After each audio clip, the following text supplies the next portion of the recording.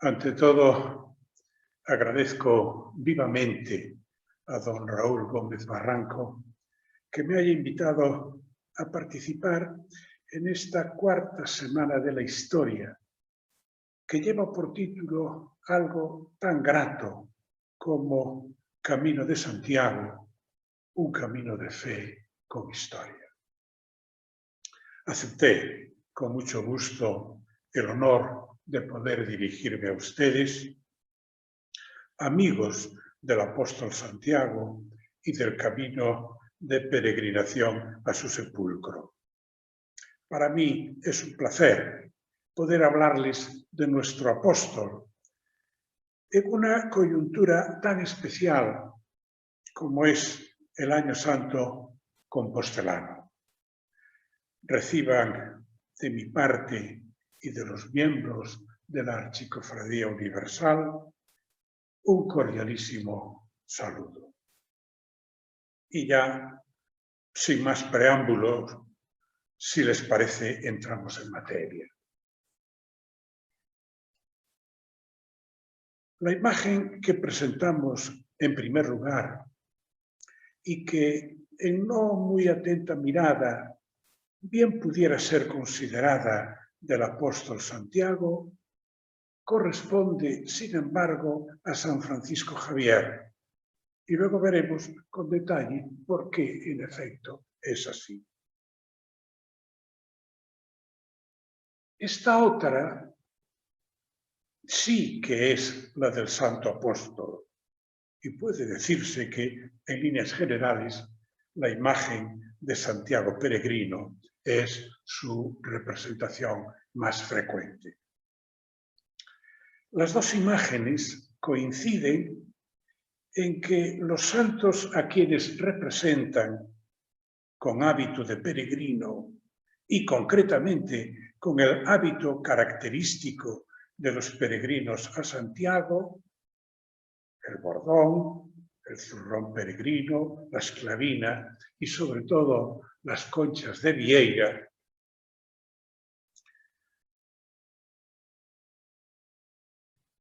esto no obstante, el hecho es que ninguno de los dos santos aquí representados fue peregrino a Compostela, ni pisaron nunca el camino de Santiago en ninguna de sus variantes. No fue peregrino a Compostela Santiago el Mayor, por razones obvias. Y por lo que respecta a San Francisco Javier, aunque nacido en tierras que el Camino de Santiago atraviesa, no se sabe en absoluto que en ningún momento de su vida dirigiese sus pasos por ese camino de peregrinación. Cabe deducir de lo que ahora señalamos que estas dos imágenes incumplen la exigencia de adecuación a la realidad personal de los representados, según prescribía el Concilio de Trento. Nos preguntamos ahora, ¿dónde queda aquí la verdad iconográfica, entendida como correspondencia entre la imagen y la realidad personal del santo representado en ella?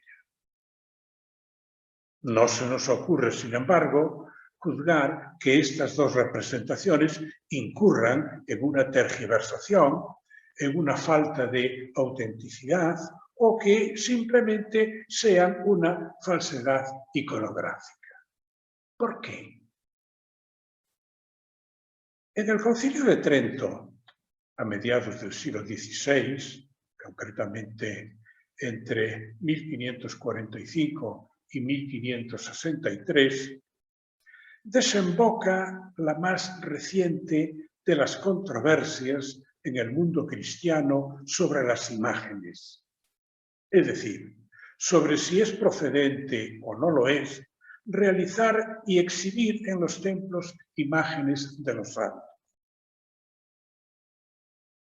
El principio luterano de justificación o salvación por la fe en Jesucristo y solo por esa fe deja como innecesarias tanto la intercesión de los santos como la acción coadyuvante del obrar meritorio de los propios fieles cristianos, a quienes, según la Reforma, solo la firmeza de su fe en Cristo Jesús y nada más ha de salvar.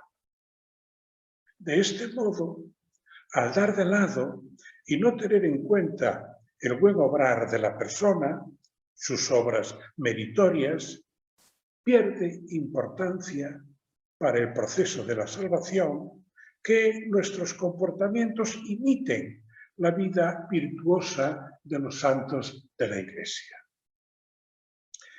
Esta doble forma de prescindir de la intercesión y de la imitación de los santos desata en las filas del protestantismo el furor iconoclástico. El movimiento destructor de las imágenes, que ya se había manifestado con virulencia en otras épocas de la historia de la Iglesia, renace con la Reforma protestante, con lo que las imágenes desaparecen de los templos y se insta a los fieles a prescindir de su devoción a ellas. Vemos en esta pintura una escena de iconoclastia en una iglesia de Zúrich, en Suiza, en el año 1524. En este estado, este es el estado en que quedó un retablo escultórico en la Catedral de San Martín de Utrecht tras un furibundo ataque iconoclasta. Pues bien, a la doctrina y a la práctica iconoclastas del luteranismo opondrá el Concilio de Trento, en consonancia con la tradición de la Iglesia católica, el culto a las imágenes de los santos y la necesidad de imitar sus obras. En efecto, las buenas obras son imprescindibles, junto con la fe en Jesucristo, para lograr la salvación personal. Nos gusta escuchar esta doctrina tridentina en palabras que Cervantes pone en boca de Don Quijote.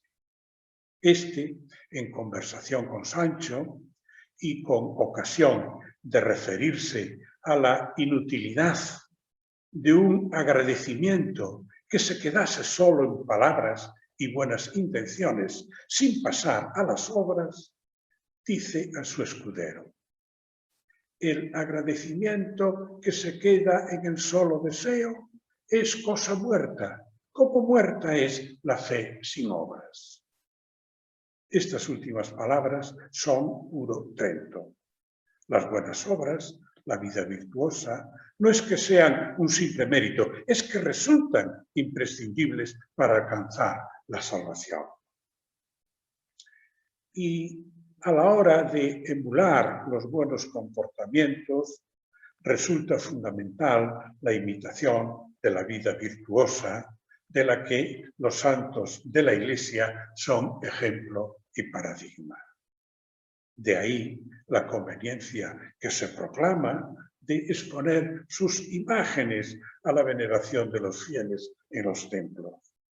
Son un ejemplo y además pueden interceder ante Dios por nosotros.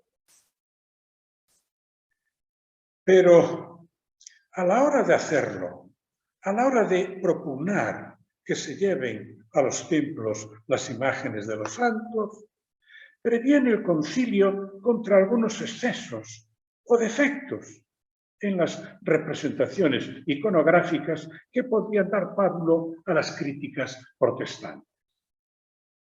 De ahí que el propio concilio exhorta a la confección de estas imágenes. Dice, en primer lugar, que ha de haber en ellas propiedad, es decir, que haya adecuación de las formas y contenidos a un ámbito que es de oración y recogimiento personal y no de exhibición museística, como cuando se pretendía hacer imágenes de santos imitando las esculturas clásicas del paganismo. Pide también el concilio que en las imágenes haya claridad, esto es, que sean identificables y fácilmente reconocibles por el pueblo cristiano. A las imágenes en sus retablos se las considera Biblia Pauperum, la Biblia de los pobres, entendiendo por pobres las gentes iletradas del pueblo llano, que, contemplando las representaciones de los santos y de los personajes bíblicos, se ilustran en la doctrina cristiana. Y recomienda, por último, el concilio, que en las imágenes ha de haber adecuación a la auténtica realidad personal de los santos representados. Es decir, de los titulares de esas imágenes, sin mayores concesiones a la construcción imaginativa.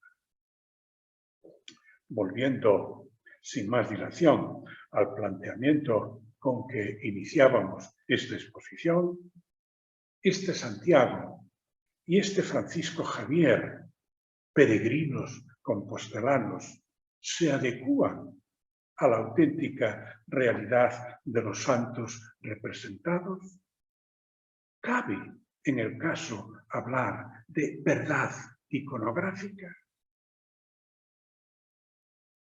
Hay que comenzar por reconocer una obviedad.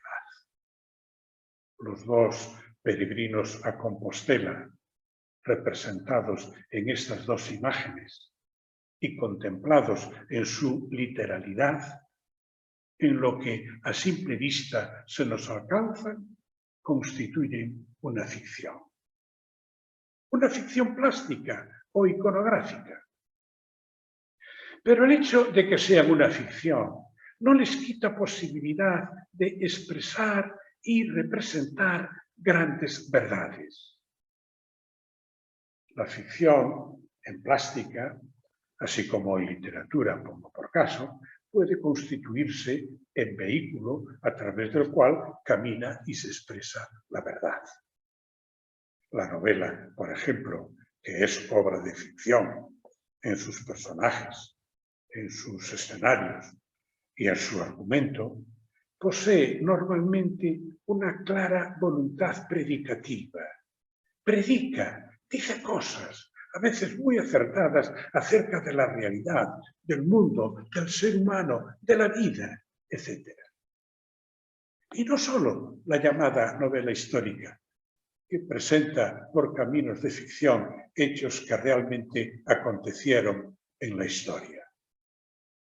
Una novela, por ejemplo, sobre la ancianidad o sobre la juventud en los tiempos actuales, puede decir mucho sobre los problemas, sobre las alegrías del vivir o sobre la desesperación, sobre virtudes o defectos de jóvenes o ancianos, igualando o incluso superando en lo que es análisis y exposición de la verdad real a los tratados de psicología o sociología. Pero aún sin entrar en el terreno de los grandes discursos narrativos o dramáticos, veamos brevemente lo que acontece en el caso de los llamados tropos del lenguaje, o concretamente en la posibilidad de utilizar términos, palabras, no en su sentido recto y usual, sino en el llamado sentido figurado o imaginario, sin por ello salirnos del marco de la plena verdad. Por ejemplo, el poeta que para enaltecer la figura de su amada se refiere a las perlas que en el rostro de su dama asoman entre los rubíes, ¿se estará saliendo del marco de lo verdaderamente real? En modo alguno. Lo que hace es sustituir el término real dientes por el término metafórico o figurado perlas, amparando el cambio en la relación de semejanza, el color, el brillo, entre las perlas y los dientes de la amada. y buscando al propio tiempo enaltecer la belleza de la dama. El resultado no es muy distinto de lo que podría conseguirse hablando de dientes blanquísimos o del rojo carmín de los labios, pero eso sería proceder con mucha menos belleza formal. Aristóteles, en su Poética, a la relación de semejanza entre el término real, dientes o labios en nuestro caso, y el término imaginario, perlas y rubíes, añade también la relación entre el todo y la parte, o al revés, entre la parte y el todo en el que esa parte se integra. Por ejemplo, cuando decimos hay 40 cabezas de ganado, estamos utilizando la parte, cabezas, en el lugar del todo, el animal, la vaca, cabra o lo que sea. Y cuando decimos Francia ha jugado mejor que España, tomamos el todo, Francia, España, en el lugar de la parte, el equipo francés o el equipo español. En estos casos, hoy los llamamos más que metáforas sinécdoque, pero no vamos a entrar en minucias. Tampoco nos salimos del campo de la realidad o de la verdad, aunque nos refiramos al todo con el nombre que corresponde a alguna de sus partes, o a las partes con el nombre del todo. Son tropos del lenguaje. Pues algo así acontece con la peregrinación. El término peregrinación es un término que opera como un todo en relación con cada una de sus partes o tipos, como es la peregrinación a Santiago de Compostela. Veamos. Peregrinación es, en su esencia, un viaje sacrificado. Aquí vemos a dos peregrinos subiendo una parte muy escabrosa del camino portugués a Santiago de Compostela. Yo, que iba detrás, pude sacar la fotografía. Digo que peregrinación es, en su esencia, un viaje sacrificado, normalmente realizado por devoción, penitencia o voto, hacia una meta de significación en el campo religioso.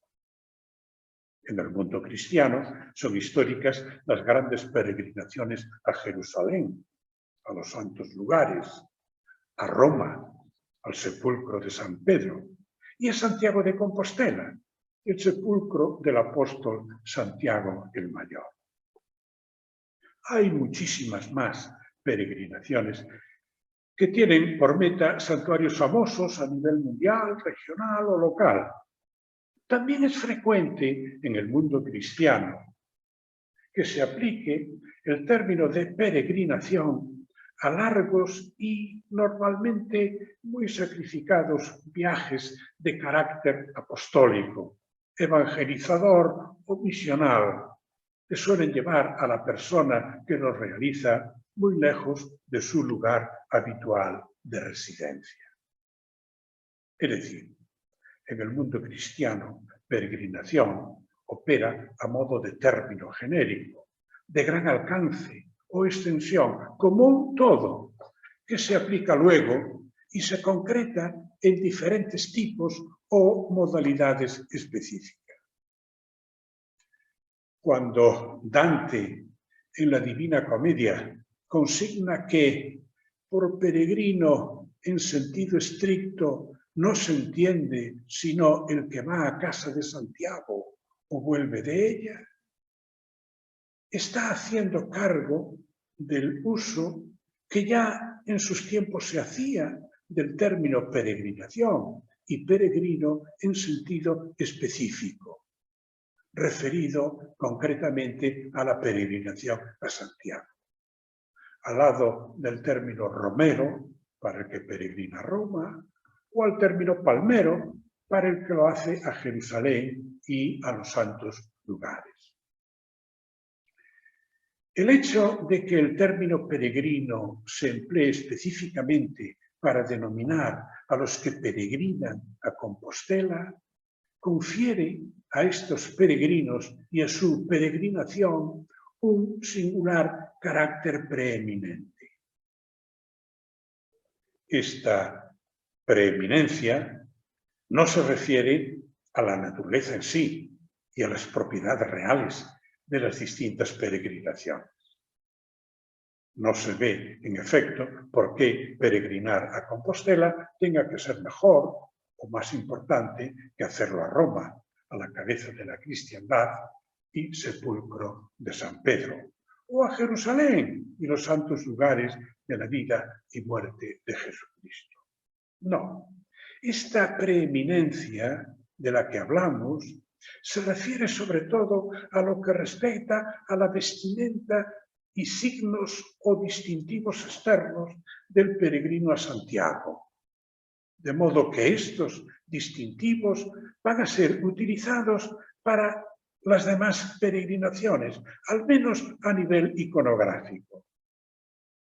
Esto explica, por ejemplo, que el hábito que se utiliza habitualmente en las imágenes de San Roque sea con esclavina, bordón con calabaza, zurrón y conchas de vieira, a pesar de que este santo, que sus biógrafos presentan como peregrino, fue, según se cree, peregrino a Roma y no a Compostela. Se está haciendo una utilización, al menos, repito, en el plano de las realizaciones plásticas, de la parte por el todo, de los distintivos de la peregrinación a Santiago para referirse a todo tipo de peregrinación. Y una vez caracterizado así ese todo, los mismos rasgos característicos se aplican a las demás partes del mismo todo. Y así, las conchas de vieira, por ejemplo, originariamente típicas del peregrino a Compostela, una vez que pasan a caracterizar a la peregrinación en general, es decir, a la peregrinación como un todo, se aplican luego a la caracterización de los demás tipos de peregrinación, sean los que sean. Es curioso constatar en este sentido cómo lo que ahora señalamos se aplica ya a personajes considerados peregrinos en el Antiguo Testamento, a quienes a la hora de su representación iconográfica se les atribuyen, dando un salto de muchos siglos, los distintivos propios del peregrino a Compostela. Así sucede, por ejemplo, con el arcángel San Rafael, de quien se cuenta en el libro de Tobías que fue designado por Yahvé para acompañar al joven Tobías en un largo y arriesgado viaje, realizado con la finalidad de buscar esposa piadosa y apropiada para el joven hijo de Tobit, una misión o encargo que el padre no podría realizar por su ceguera. Aquí lo vemos en un precioso retablo cerámico, anónimo del siglo XVIII, en la fachada de una casa al lado de la iglesia de San Pedro en Carmona, en Sevilla. El arcángel lleva bordón con calabaza y esclavina con abundante número de conchas de vieira. Algo parecido acontece con esta otra imagen, en la que San Rafael aparece acompañando al joven Tobías, una obra de José Ponsada, en la capilla de San Rafael de la Catedral de Valencia. El arcángel porta bordón peregrino, así como túnica y esclavina, sobre la que aparecen a ambos lados sendas conchas de vieira.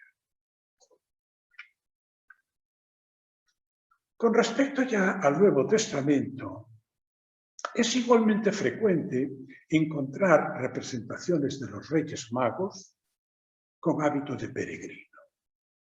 Por ejemplo, en la portada de la iglesia de Santa María de un Castillo, en la comarca de las 5 villas en Zaragoza.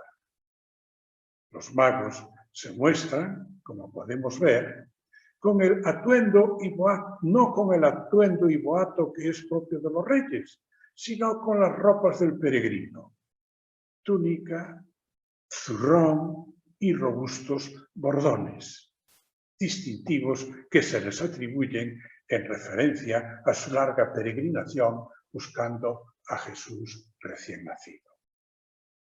Algo similar nos es dado ver en esta representación de Jesús con los discípulos de Emaús, un precioso relieve en el claustro del monasterio de Silos. Asombrosamente, el que de forma más fiel aparece caracterizado como peregrino compostelano es precisamente Jesús, el Maestro.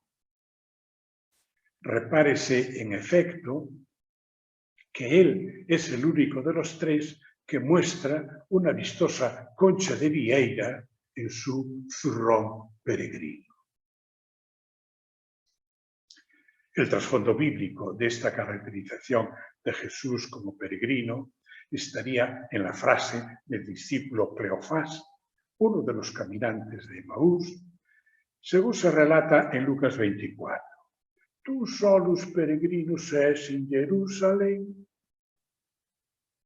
En traducción libre, pero exacta, diríamos: solo un peregrino como tú puede ignorar la tremenda tragedia que aquí ha sucedido, haciéndose referencia a la crucifixión y muerte de Jesucristo.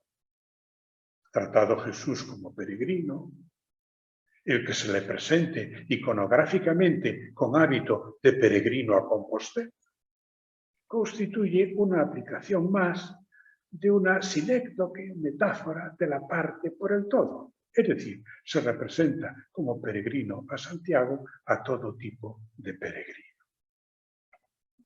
Lo mismo ocurre con esta otra imagen de los peregrinos de Emaús, sentados ya a la mesa y en el momento en que el maestro bendice y parte para ellos el pan. Pues bien, algo por entero similar a lo que venimos comentando acontece en el caso de las muchas representaciones icónicas de San Francisco Javier. Siempre se le llamó, y en realidad se le tuvo por peregrino, teniendo en cuenta su larguísimo recorrido misional, evangelizador, que le llevó durante muchos años a recorrer incansablemente y por geografías muy alejadas de la suya nativa, las tierras de la India, de Indonesia y del Japón. Cuando en la representación iconográfica se quiere expresar esta su condición peregrina, se le representa con hábito de peregrino compostelano, sobreponiendo a su sotana jesuita, esclavina, bordón con calabaza y sobre todo conchas de vieira. Aquí lo vemos en una imagen en la iglesia de San Nicolás de Bari, en Bilbao. Son bien visibles las conchas de vieira a ambos lados de la muceta o esclavina peregrina. Aquí, en plena misión, llamando a la oración o quizá a catequesis, luciendo en la cintura una preciosa concha de vieira, así como calabaza peregrina. Significativo es también este cuadro donde son bien visibles los distintivos de la peregrinación jacobea. Al lado de la vieira aparecen los bordones, los bordoncillos cruzados, muy típicos en la representación de los peregrinos. La costumbre de representar a San Francisco Javier de este modo se acentúa considerablemente a partir de la aparición del santo al padre Marcello Mastrillé, a quien salva de la muerte y cura milagrosamente cuando un enorme martillo desprendido de un andamio a gran altura le cae en la cabeza. Gravemente convaleciente, se le aparece entonces San Francisco Javier y lo hace precisamente vestido de peregrino compostelano. Tal como se percibe, según el testimonio del enfermo, en este cuadro de finales del siglo XVII que se conserva en el convento de los clérigos de Olite, en Navarra, con réplicas en el Castillo de Javier y en otros lugares significativos para el santo. Volviendo a la imagen a que nos referíamos al comienzo de esta charla, que durante años fue tomada por una representación del apóstol Santiago, son, sin embargo, varias las características que hacen ver en ella a San Francisco Javier. Por ejemplo, y con independencia de la juvenil expresión de su rostro, San Francisco Javier murió a los 46 años, por eso se le representa con cara de joven, mientras que a nuestro apóstol suele representársele más bien como un venerable anciano.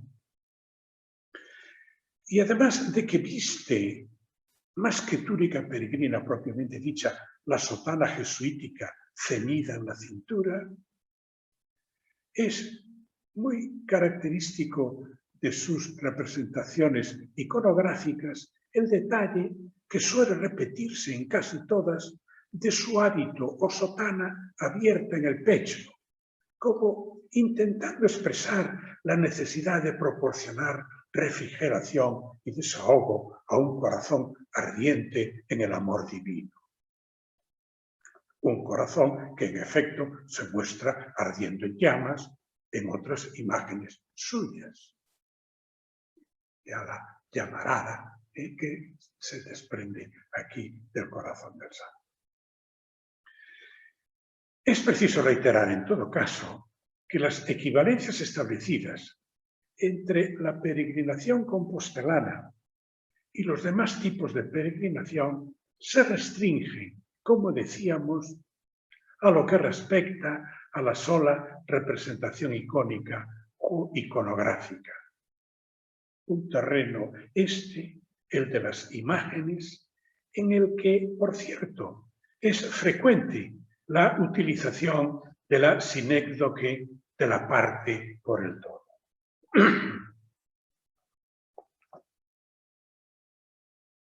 Así sucede, por ejemplo, cuando en las imágenes de la publicidad comercial de agencias de viajes se muestran consignas como esta: vuele con nosotros a las grandes urbes. Y se muestra a continuación la imagen del puente de Londres sobre el Támesis, el templo de la Sagrada Familia, la Torre Eiffel y la Estatua de la Libertad. Perdón. Es fácil apreciar que en cada uno de estos iconos, referidos a determinados monumentos, son la parte que se toma por el todo. Es decir, son las correspondientes ciudades: Londres, Barcelona, París, Nueva York. Puede incluso haber contextos en los que los referidos monumentos representan a un todo más amplio todavía que la ciudad, como son los correspondientes estados: el Reino Unido, España, Francia, Estados Unidos, etc. Por lo que respecta a las representaciones iconográficas de Santiago el Mayor, es preciso distinguir entre las que se refieren al apóstol en vida y las que lo representan ya acaecida su muerte, así como el traslado de sus restos a Galicia y la invención o hallazgo de su sepulcro, al que muy pronto peregrinan gentes de toda Europa. Entre las imágenes que le representan en vida, cabe aún distinguir aquellas que le representan como apóstol, actuando y desde luego vistiendo como tal, sin alusión de ningún tipo a la peregrinación, ni a su intervención en las conquistas de la Reconquista hispana. Son claro ejemplo de las primeras, las representaciones escultóricas realizadas por el maestro Mateo para el parteluz y las columnas del Pórtico de la Gloria. Lo es igualmente la que aparece en tinta sobre pergamino al comienzo del capítulo 7 del libro primero del Códice Calistino. Santiago aparece con las ropas que corresponderían al apóstol. Y varias más, como esta que representa a Santiago el Mayor en la escena de la Transfiguración, y que está en la portada de la catedral que da a la Plata de Platerías. Se llama habitualmente la portada de Platerías. Representa, como digo, a Santiago el Mayor en la escena de la Transfiguración y aparece, evidentemente, con las ropas que corresponderían a un apóstol. Era del mismo tipo, según varios autores, la del llamado Santiago del Abrazo, en el camerino del altar mayor de la catedral compostelana, el Santiago que abrazamos, en su versión originaria, antes de las reformas y añadidos que se le hicieron posteriormente con objeto de aproximar su figura a la de un peregrino. El santo aparecía echando con una mano la bendición y en la otra un libro, según el arqueólogo Ambrosio de Morales, que lo pone en relación con la imagen del Calistino a la que antes nos hemos referido.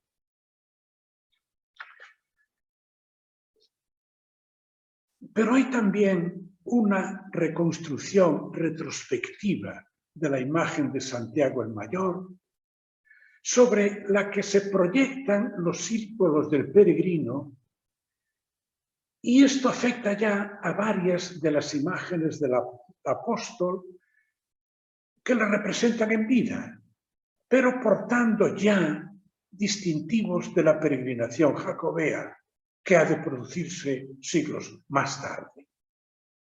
Esto puede apreciarse con claridad en alguno de los retablos de Cuillère que se conserva en el Museo de la Catedral Compostelana, como este que tenemos en pantalla, en que el Maestro resucitado aparece encomendando a sus discípulos la misión de predicar el Evangelio. Santiago el Mayor se distingue bien, en primer plano, por su porte peregrino, con bordón, zurrón y sombrero de tal. Y en el zurrón parece distinguirse una concha de vieira.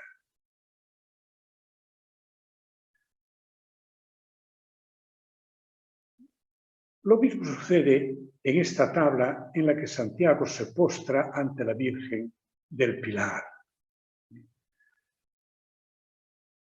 Santiago en vida aparece vestido ya de peregrino, como puede apreciarse en la esclavina con concha de vieira, una vieira que aparece también en el sombrero peregrino en el suelo entre la imagen del apóstol y la de la Virgen del Pilar. Ese sombrero quizá no se aprecie mucho, pero tiene una concha de vieira. Santiago, vestido ya de peregrino mucho antes de su fallecimiento y muchísimo antes del fenómeno de la peregrinación.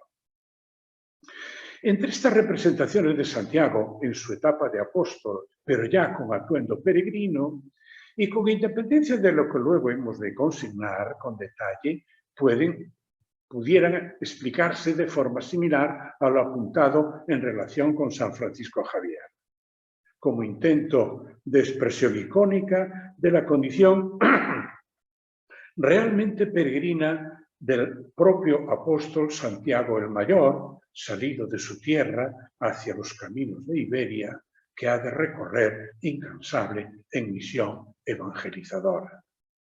Es, en este sentido, un peregrino. Y por peregrino, por lo de pronto, la representación como peregrino a Compostela no sería ajena a la aplicación a que antes nos referíamos de una sinécdoque o metáfora de la parte por el todo. Un apóstol de la peregrinación evangelizadora aparece, por las razones expuestas, representado al modo de los peregrinos a Compostela. Véase, por ejemplo, esta imagen de un cuadro de Francisco de Guisa, tomado del libro La Concha y el Bordón, de Rosana Bianco, en la que es el propio Divino Maestro quien entrega a Santiago el bordón peregrino cuando lo despide para su peregrinación evangélica. O esta otra correspondiente al martirio. El apóstol aparece ya tocado con sombrero en el que luce la compostelana Concha de Vieira. Pero la inmensa mayoría de las imágenes de Santiago, no referidas en modo alguno a momentos de su vida, se forman por la vía de transferencia iconográfica a partir de la imagen del peregrino compostelano, es decir, representándolo con el hábito, actitud y signos típicos de la peregrinación a Compostela, como sucede con esta que pasa por ser la más antigua y que pertenece a la iglesia de Santa María de Tera, en la Vía de la Plata, en Zamora. Pero, yendo aún más allá de una simple aplicación metafórica o sinecdocal, y sin por otro lado quebrar las exigencias de la verdad iconográfica, a la hora de explicar por qué se representa como peregrino a Compostela a alguien que, como es obvio, no pudo hacer nunca este camino de peregrinación, hay que comenzar por tener en cuenta que la relación entre el Santiago peregrino y la propia peregrinación compostelana es, obviamente, mucho más directa y más fundada en la realidad que la que pueda tener San Roque, San Francisco Javier o el propio Divino Maestro entre los discípulos de Emaús, solo indirectamente asimilables, todos ellos al peregrino a Santiago.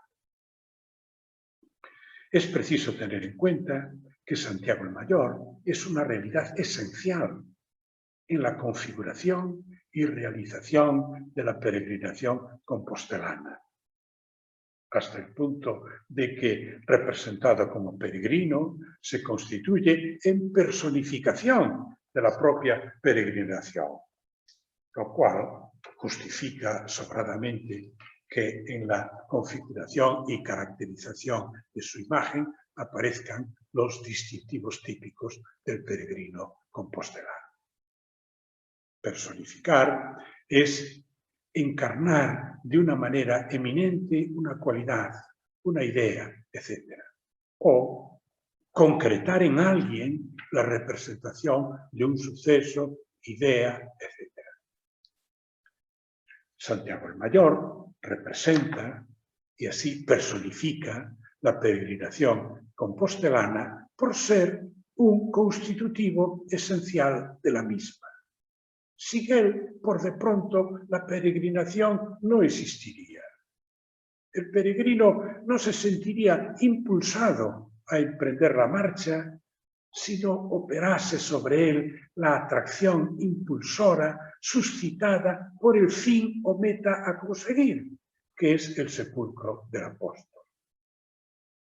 Al igual que el fin o la causa final aristotélica, la meta de la peregrinación actúa sobre el peregrino por la vía de la atracción o aliciente. Es el gran aliciente, algo que ejerce atracción. Aliciente viene del latín alicere, que significa precisamente atraer, seducir, mover, incitar.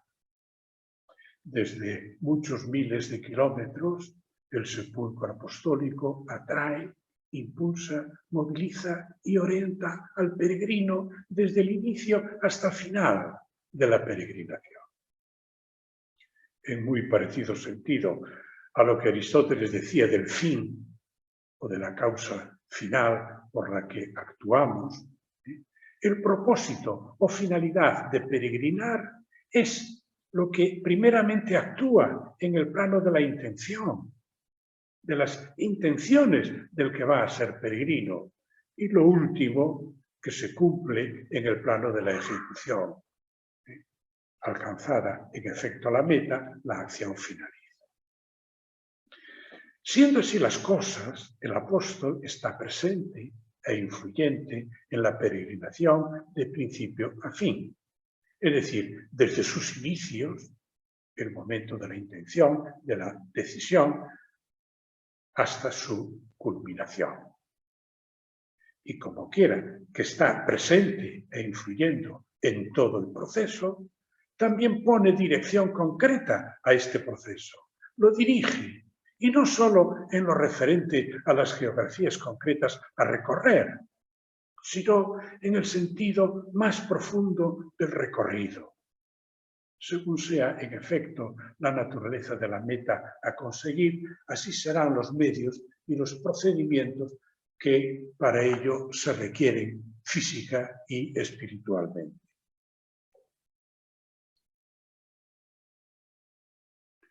Aún recorriendo el mismo camino, es esencialmente diferente la acción por parte del que en su pretensión o propósito está venerar con espíritu religioso el sepulcro apostólico, que el que hace el recorrido por motivaciones deportivas, ecológicas o culturales.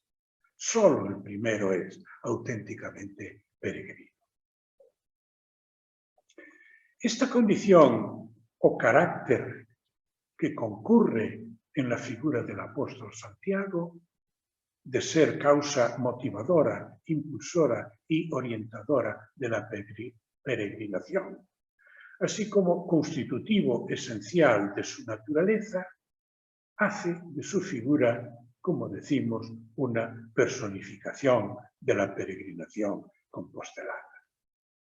Y a ello responde el hecho de que desde muy antiguo se le represente con los hábitos y distintivos del peregrino, tal como lo vemos en este cuadro de Juan de Flandes. A diferencia de lo que sucede en el caso de los demás santos representados igualmente como peregrinos a Compostela, sin propiamente haberlo sido, en el caso de Santiago el Mayor, no estamos moviéndonos solo en el terreno figurado, en el sentido de la metáfora, sino también en el más profundo y real de los sentidos. Esto quiere decir que aquellas representaciones iconográficas del apóstol Santiago, en que éste aparece portando los signos y distintivos del peregrino jacobeo, a pesar de referirse a momentos o pasajes muy anteriores al fenómeno de la peregrinación a Compostela, constituye, como hemos señalado, casos de aplicación de la metáfora o sinécdoque de la parte por el todo. Esto es, por su condición de peregrino, en su caso, peregrino de la predicación evangélica, se le representa como en general a todo tipo de peregrino a modo de peregrino a Compostela. Es decir, se procede en muy similar sentido a lo que veíamos a propósito de Francisco Javier o de San Roque. Y por el contrario, en las representaciones posteriores a la peregrinación jacobea, peregrinación a la que él personifica y representa, el apóstol aparece como peregrino jacobeo en sentido real y con toda propiedad. Él es, en efecto, el determinante causal, alma y esencia de la peregrinación, cuyos distintivos, por lo mismo, son suyos, le pertenecen con toda propiedad. Esto es lo que, como decíamos, distingue a Santiago Peregrino de San Roque, de San Francisco Javier o de San Miguel Arcángel, representados también todos ellos a modo de peregrinos jacobeos. Asistiendo el apóstol al peregrino, tal como veíamos, desde el momento inicial hasta el final de la peregrinación, y por lo tanto, durante todo el recorrido, se entiende que el pueblo cristiano haya interpretado desde siempre que con cada peregrino peregrina también intencionalmente el apóstol. Y esto es, en definitiva, y con ello termino, lo que los artistas representan al tratarle iconográficamente como auténtico peregrino. Muchas gracias por su atención.